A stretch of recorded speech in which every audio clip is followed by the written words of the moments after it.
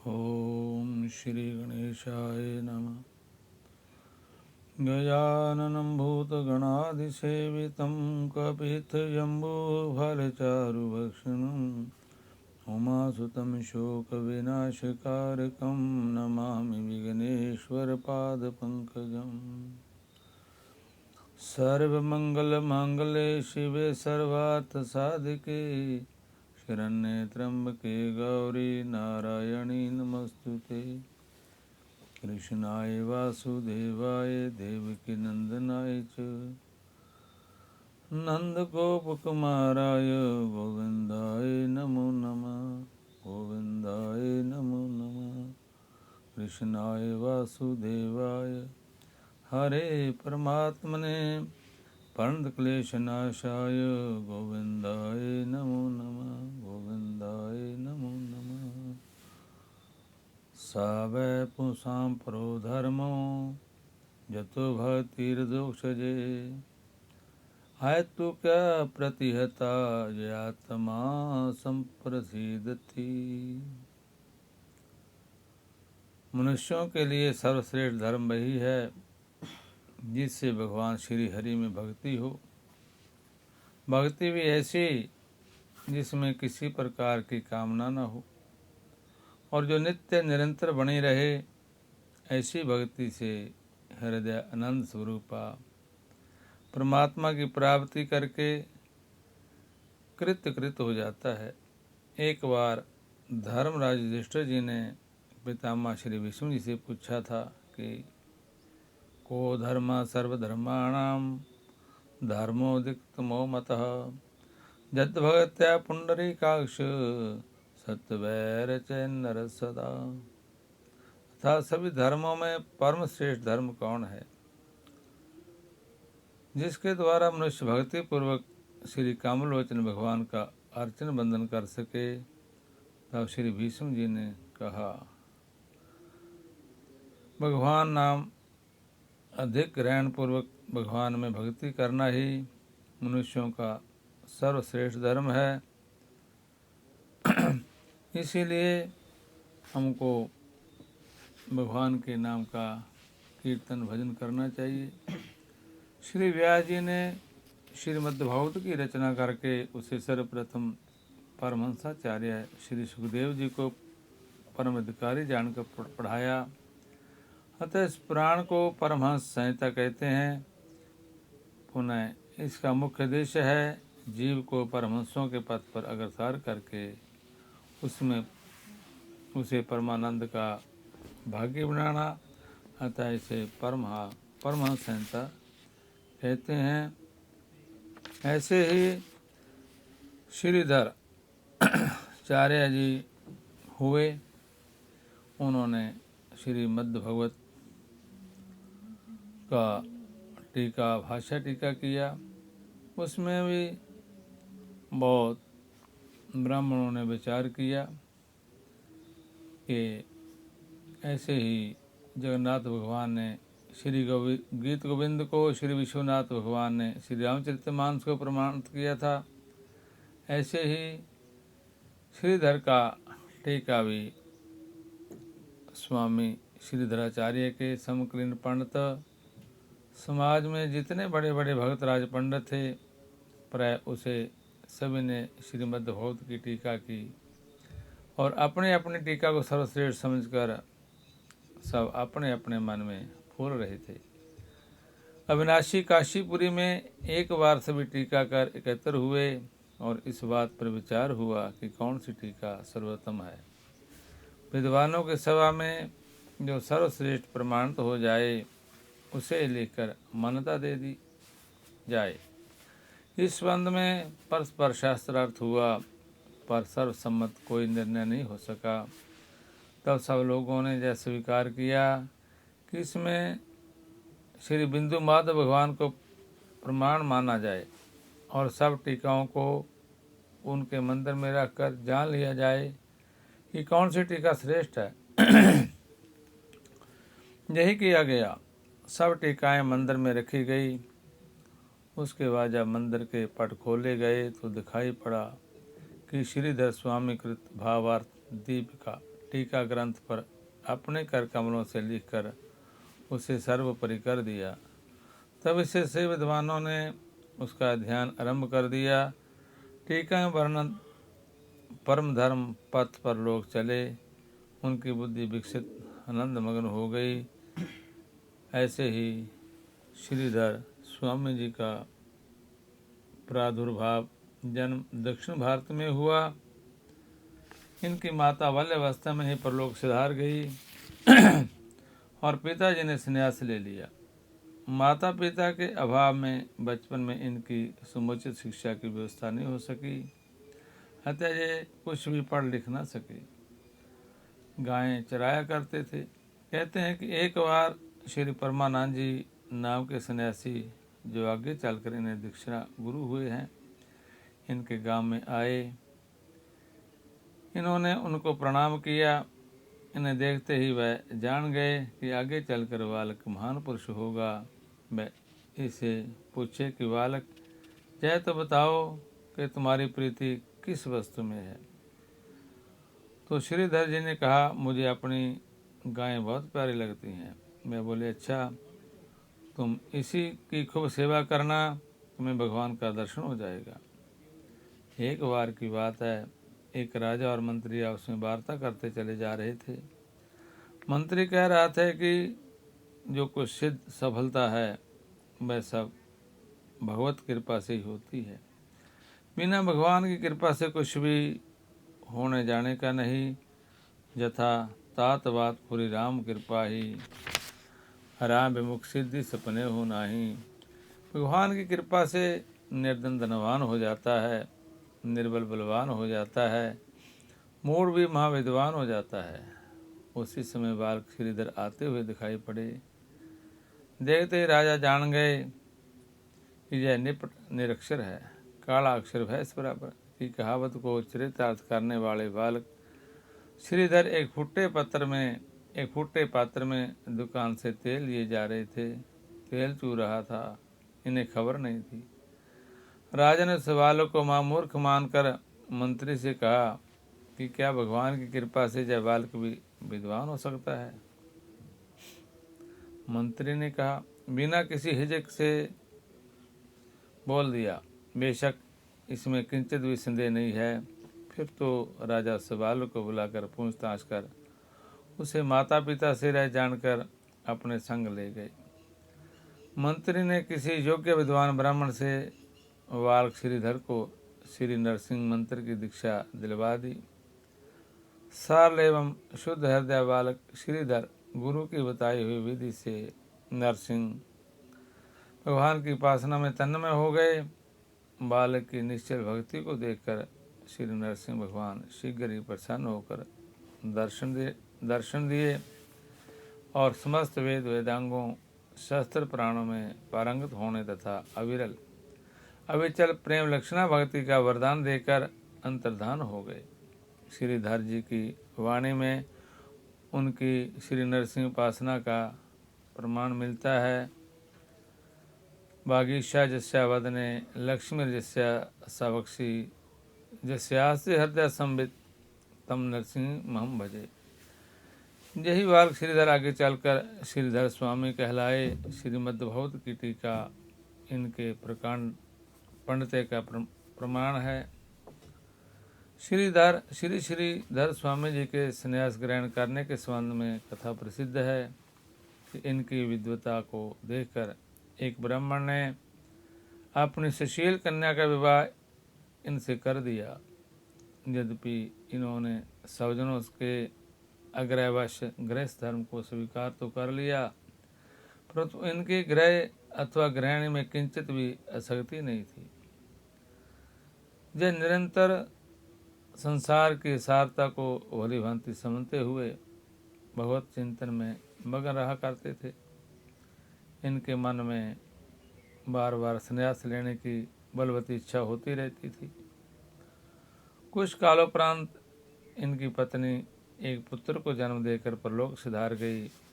इस घटना से इनके वैराग्य को प्रोत्साहन मिला, परंतु नवजात शिशु को किस पर छोड़कर जाएं, यह बात समझ में नहीं आती थी। घर में मन लग नहीं रहा था और पुत्र के पालन पोषण का कोई मार्ग दिख नहीं रहा था।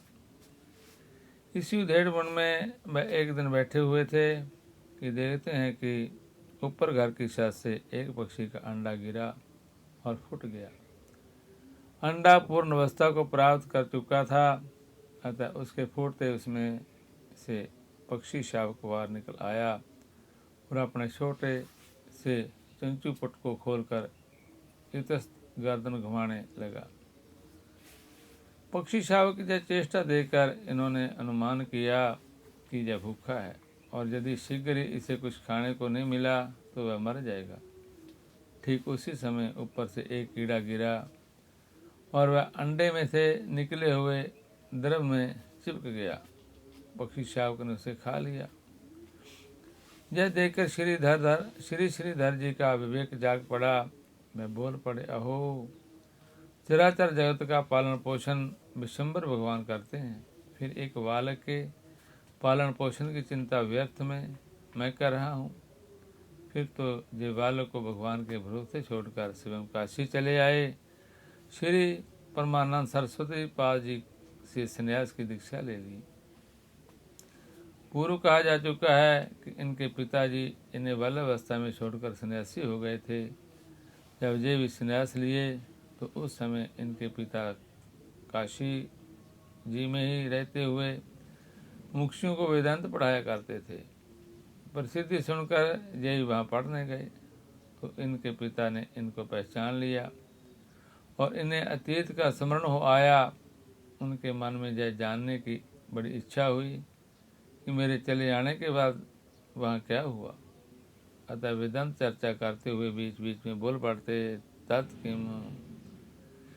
विद्यार्थियों की समझ में नहीं आ रहा था कि आज गुरुजी बारंबार क्यों कहते हैं। जैसे जैसे जय पाठ समाप्त हुआ तो वह इन्हें अपने समीप बुलाकर घर का हाल पूछे।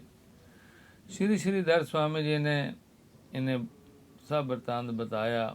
पुत्र के शुभ निश्चय को सुनकर पिताजी बड़े प्रसन्न हुए। श्री श्रीधर स्वामी जी भी काशी में ही रहने लगे। वर्णन आया है कि एक बार ये अत्यंत अस्वस्थ हो गए, बीमार हो गए। उस समय माधव नाम का एक विद्यार्थी इनकी सेवा में रहा करता था। संयोग की बात है, उस बीच इनके पिता भी अस्वस्थ हो गए। घर से बुलाने के लिए आदमी आया। यद्यपि माधव श्री स्वामी जी को छोड़कर घर नहीं जाना चाहता था, परंतु स्वामी जी की आज्ञा से विवश होकर जाना पड़ा। इधर स्वामी जी को बड़े जोर से भूख लगी। माधव यद्यपि घर चला गया था, परंतु भूख की धुन में इन्हें इस बात का स्मरण नहीं रहा। अतः वह बुलाने लगे, माधव माधव, कुछ भोजन तो बनाओ, कुछ भोजन तो बनाओ, मुझे बड़े जोर की भूख लगी है। उस समय भगवान बिंदु माधव जी इनकी भक्ति भावना पर रीझ कर माधव विद्यार्थी का रूप धारण करके आए और सब सेवा करने लगे। इधर इस विद्यार्थी के पिता स्वस्थ हो गए तो वह पिताजी की आज्ञा लेकर श्री स्वामी जी की सेवा में आ गया। आकर देखा तो चूल्हा चेता हुआ था, खिचड़ी बन रही थी। उसने श्री स्वामी जी को प्रणाम कर घर का समाचार कहा और आश्रम का समाचार पूछते हुए माधव विद्यार्थी ने पूछा, गुरुजी, मेरी अनुपस्थिति में, गैर हाजिरी में आपकी सेवा में कौन रहा? यह चूल्हा किसने चिताया है? आदि आदि बहुत बातें पूछी। यह सुनकर श्री श्रीधर स्वामी जी ने विस्मित होकर कहा कि तुम्हें तो सब सेवा करते हो और तुम्हें पूछते हो कि कौन सेवा करता है। जब उसने अपनी बात पुनः स्पष्ट की कि मैं तो कई दिनों के बाद आज घर से आया हूँ, तब श्री श्रीधर स्वामी जी जान गए कि यह तो प्रभु ने लीला की है। प्रभु कृपा विचार कर श्री स्वामी जी गदगद हो गए। बाद में माधव विद्यार्थी भी जान गए कि मेरे रूप में स्वयं भगवान श्री स्वामी जी की सार्थमाल की है। कुछ काल तक काशीवास करने के पश्चात श्री श्रीधर स्वामी जी श्री धाम वृंदावन चले आए। धीर समीर घाट पर रुके थे। इनके संन्यास की बात सुनकर इनके संग के बहुत से पंडित विद्वान तथा इनके पढ़ाए हुए विद्यार्थी एवं गांव के लोग इन्हें ढूंढते ढूंढते श्री वृंदावन आए। परस्पर मिलना जुलना हुआ। उन लोगों ने इन्हें पुनः घर चलने का अनुरोध किया। विद्यार्थियों ने बहुत दुख प्रकट किया। गांव के लोगों ने बड़ी अनन्य विनय की, परंतु ये अपने पक्ष की श्रेष्ठता सिद्ध करते हुए घर जाने से इनकार कर दिए। बातचीत करते करते दोपहर हो गया। मध्याकालीन स्नान करने के लिए श्री जमुना जी में चले गए। इनके मन में यह चिंता हो रही थी कि इन लोगों के लिए भोजन आदि की व्यवस्था कैसे होगी।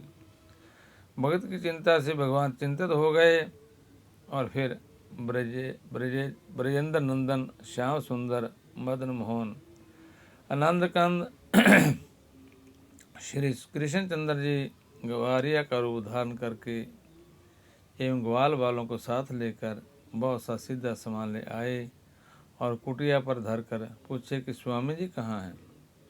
लोगों ने कहा स्नान करने गए हैं। भगवान बोले आमे तो हमारी दंडवत कह देना और कह देना कि समान साधु सेवा के लिए आए हैं। खूब साधु ब्राह्मणों को भोजन कराना और यह भी कह देना कि जब अपनी ही चिंता करनी थी तो घर क्यों छोड़े। भगवान के कहने का भाव यह था कि मेरी शरण में आकर फिर योगक्षेम की चिंता स्वयं करना ठीक नहीं है। मैं तो स्वयं उनका योगक्षेम भान करता हूँ। योगक्षेम भाव में हम गीता में स्पष्ट बताया है। जब श्री स्वामी जी स्नान करके आए तो लोगों ने उनसे सब बातें कही। सुनकर एवं प्रभु की भक्त वत्सला विचार कर श्री स्वामी जी रोने लगे। सब लोगों ने बड़े ही आग्रहपूर्वक पूछा तो आपने सब रहस्य बताया। तो स्वामी जी के चरणों में प्रणाम कर यह विचार करके इन्हें तो श्री प्रभु ने अपना लिया है, घर ले चलने का आग्रह छोड़कर स्वयं लौट गए।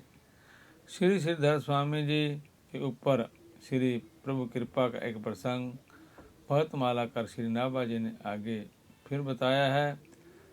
ऐसा कई वर्णन आता है कि श्री धर स्वामी जी बहुत भगवान में कीर्तन में बहुत प्राण की कथा में रुचि रखते थे और ऐसा ही उनका जीवन रहा।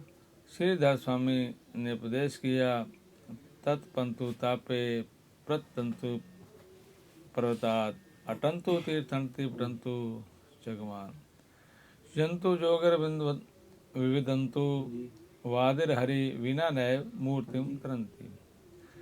कोई चाहे कितना ही तप से तपे, पर्वत से गिरे, तीर्थाटन करे, वेद पाठ करे, जग करे, आदि शास्त्रार्थ करे, परंतु बिना भगवान बिना भगवत शरणागति के भवसागर से पार नहीं हो सकता है। ऐसे हे भगवान कोई कोई पुण्यात्मा एवं सरासर विवेकी जन आनंद पूर्वक आपके कथा अमृत रूप समुद्र में विहार करते हुए चतुर्वर्ग अर्थात अर्थ धर्म काम और मोक्ष इन चारों पदार्थों को तृण के समान समझते हैं और अपना जीवन श्रीधर स्वामी जी ने बहुत पुराण की टीका में और उनके गुणगानों में ऐसे बताया जैसे कि उनके साथ ही भगवान बैठे हों, सुनते हों, उनकी कथा अमृत का पान करते हों। भगवान के नाम कीर्तन की महिमा का गान उन्होंने श्रीधर टीका में ऐसा किया कि सभी ब्राह्मणों को उनके साथ टीका पढ़ने का लाभार्थ हुआ। जैसे जैसे भक्त भगवान को अपना लेते हैं ऐसे भगवान भी भक्त को अपना लेते हैं। भक्त को भगवान पर विश्वास हो जाता है कि हम इनके बिना रह नहीं पाएंगे, इनके पाठ सिमरन के बिना हम कुछ नहीं कर सकते। तो भगवान भी भक्त के बिना नहीं रहते। उनके मन में भी ऐसा आता है कि जहाँ भी भगवान जाते हैं, जहाँ भी भक्त जाते हैं, उनके पीछे पीछे मैं चलूँ, उनकी सेवा श्रृष्वा करता रहूँ। ऐसे ही बहुत कथाएं भक्तमाला में और ग्रंथों में आती हैं। कहीं भी भगवान की कथा कीर्तन में ऐसा कोई प्रसंग नहीं जहाँ आनंद न आता हो, जहाँ भगवान भक्त के साथ न रहते हों। भगवान ही अपनी भक्ति को परिपक्व करने के लिए जगह जगह भक्तों की रक्षा करते रहते हैं, उनका कीर्तन सुनते रहते हैं, उनकी कथा में बैठते रहते हैं। जैसे जैसे उनके भक्तों के जीवन में कोई विघ्न आता है, उनको संभालने के लिए भगवान आगे होकर उनको भक्तों को संभाल लेते हैं। और गीता के जैसे जैसे पाठ में आता है कि मेरे भक्त का नाश नहीं होता है, वह पुनः ही उस जगह से फिर अपनी भक्ति में सराबोर होकर अपना कल्याण और लोगों का कल्याण करता रहता है। इसी तरह भगवान का नाम ध्यान गुण गाने से भगवान प्रसन्न हो जाते हैं। श्रीधर स्वामी जी एक भगवत पुराण के गुण गाते गाते अपनी लीला को समाप्त करके चले गए और लोगों को श्रीमद् भगवत पुराण में श्रद्धा उत्पन्न करके श्री स्वामी जी अपने परम धाम को पहुंच जाते हैं और लोगों को भगवान के नाम का कीर्तन करने के लिए कह देते हैं। श्रीमन नारायण नारायण नारायण, श्रीमन नारायण नारायण नारायण।